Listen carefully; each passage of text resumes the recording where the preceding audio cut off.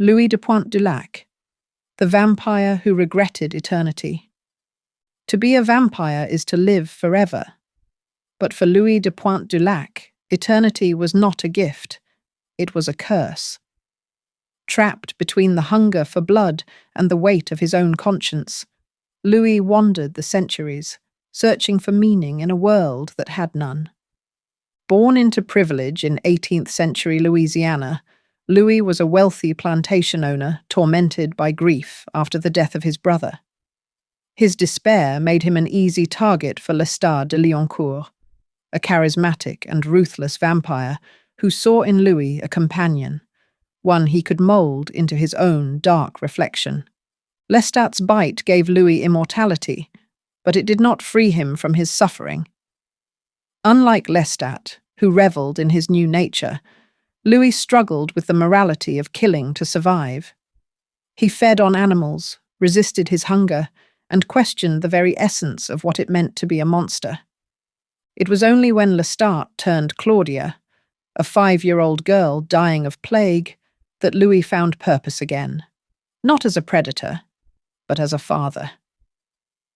Yet Claudia's tragic fate and his ongoing war with his own conscience led him on a long journey of self-destruction and regret.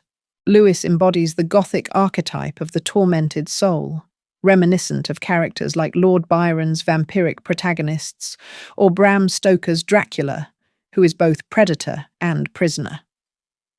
His resistance to bloodshed recalls early vampire myths, where the undead were more tragic figures than monsters, beings who longed for life but could never return to it. In many cultures, the vampire is a metaphor for guilt, memory, and the inability to let go of the past.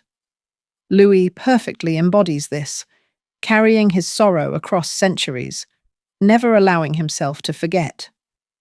Unlike traditional vampires who revel in their hunger, Louis resents it, fights it, and ultimately is consumed by it.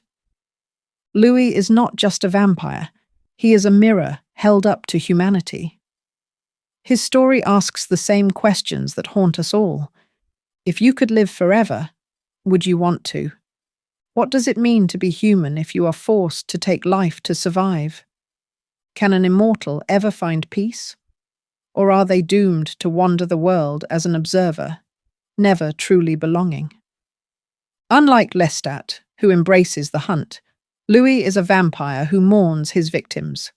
He is proof that immortality does not erase suffering, it amplifies it. And that, perhaps, is the greatest horror of all. For centuries, Louis has walked the earth, searching for a reason to exist. But in the end, perhaps his greatest tragedy is this: he will never find one.